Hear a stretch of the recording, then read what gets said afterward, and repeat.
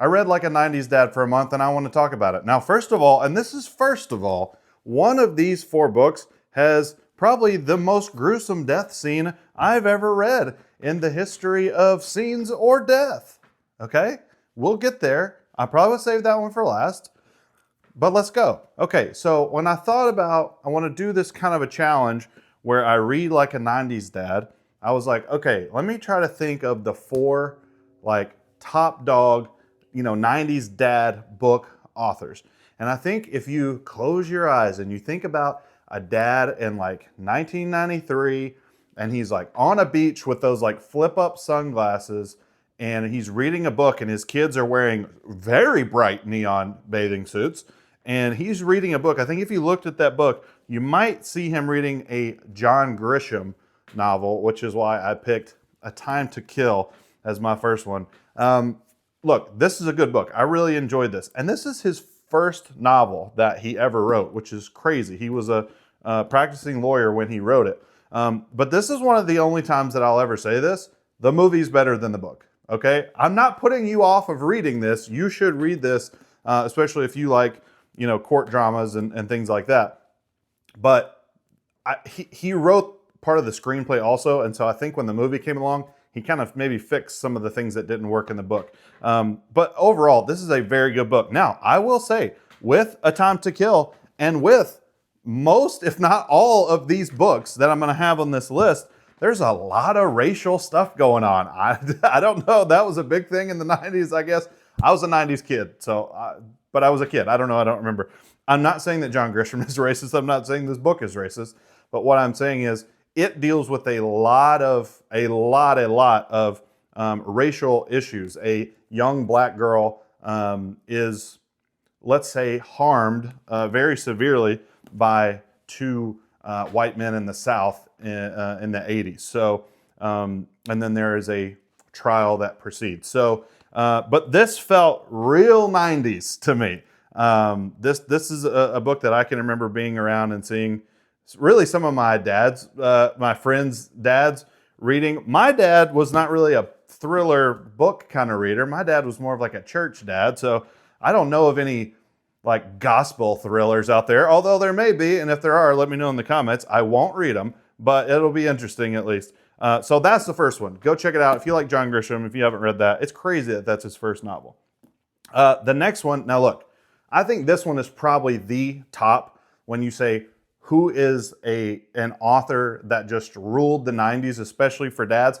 Think about a dad. Go with me in your mind. A dad is in an airport and he is trying to catch his flight, but he needs a book to read at one of those Hudson News places, if they had those in the 90s or if they were called those. I don't know. I was a kid. I think he's going to be picking up a Michael Crichton novel. Now, I picked Rising Sun. Why did I pick Rising Sun? It's a lesser known Michael Crichton novel, but I've already read Jurassic Park. I've read a number of Michael Crichton books, but I wanted to pick a lesser known one. Now, could I have put Jurassic Park on this list even though I've already read it and I read it like some time ago? Yeah. Would it probably have gotten me more clicks on this video? Yeah. Would you have known the difference if I just told you I just read Jurassic Park, I want to talk about it? No, you wouldn't have known the difference. But would I have known the difference? I would have known the difference. So I didn't do that. Rising Sun, again, really a lot of racial stuff going on with this book. It's basically a story of a detective in LA, and there's a murder at this party full of Japanese businessmen. There's a huge Japanese company that has like built this new building, and they have this company, and so he and this sort of pseudo partner have to find out who did the murder. And this has a lot of what I really love about Michael Crichton books, which is a lot of 90s technology. He is the techno thriller guy of the 90s.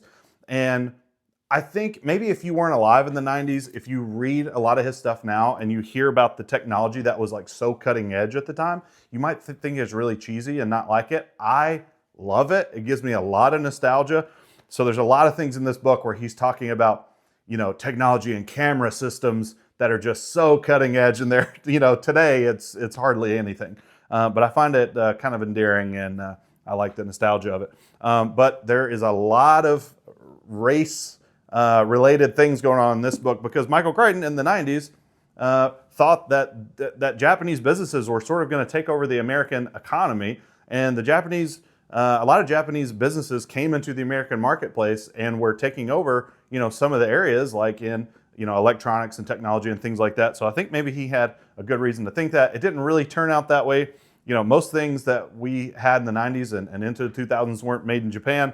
Most of them were probably made in China. So he was a little bit wrong on that. But look, if you like Michael Crichton, this is a lesser known Michael Crichton, but it's still good. If you like Michael Crichton, if you like his writing, you will enjoy this. If you're not a big Michael Crichton fan, or if you've never read a Michael Crichton book before, I wouldn't start with this one. Get 3 or 4 under your belt and see if you really like them. Okay, this next one is I would say that this is like the lawyer dad is going to read this, right? And then maybe the nerd kind of dad, the techno thriller who is going to read that. Hey, like I said, maybe my dad was reading the gospel thrillers. Maybe I should ask him. But this one is kind of like for like the cop dad, you know what I mean? Like detective dad. And it is Black Echo by Michael Connelly. Again, just like A Time to Kill was John Grisham's first novel, this is also Michael Connelly's first novel, which is insane. Now, one reason why this is so good is because Michael Connelly was a journalist and a crime journalist for 10 years before he became a novelist. And so when he is writing scenes in this book, you really feel like you're there. You feel like these are really cops and this is a real crime scene because there's so many little details that he throws in. It feels legitimate because he dealt with this. He was around crime scenes and detectives and cops for 10 years writing about them before he wrote this book. I liked this so much that I don't know if you can see behind me, but I've got like 2 stacks of other Michael Connelly books. I probably have like 15 more Michael Connelly books that I've just found since I read this a little over a month ago. Because they're everywhere. You can find Michael Connelly books at Goodwill, at every used bookstore for pretty cheap. But this is really, really good. There is a murder in LA, and he is a kind of a hardened detective, drinks a lot, that whole thing. And there's a murder, and he realizes he knows the guy who's been murdered. And people he's kind of like a druggy guy from his past. They were in Vietnam together. And so all the detectives are like, dude, just chalk this up to he's a druggie, and let's move on. There's a lot of paperwork we got to do. And he's like, no, I'm going to go after this and see really what happens. And I blew through this book. It is a page turner for sure. And go check this out if you've never read Michael Connelly before. I kind of thought that his books were kind of, airport 90s dad, kind of stuff. But man, I was wrong. It's great. Okay, now the last one is maybe the biggest author of them all, of the ones on this list. And it had the most horrific scene that maybe a death scene I've ever read. And that would be Stephen King, the master of horror himself, and The Green Mile. Man, this is for going on 500 pages. I read this in 2.5 days. And I have 2 kids and one on the way with a pregnant wife and a full-time job. So that tells you how good this is. There was just 1 or 2 little things that kept me from giving this a perfect 5-star, but I gave it 4.75, which for me, I'm very picky about my ratings. So that should tell you something. This is super, super good. Now, they made a movie of this as well, and I saw it, but it was probably 25 years ago, and I didn't remember anything about it. So this was all pretty much a clean slate. But what a cool idea. Now, this is a 90s dad video, but this is set in the 30s, but it was written in the 90s, and so I know there was a ton of horror dads, that were reading this back then.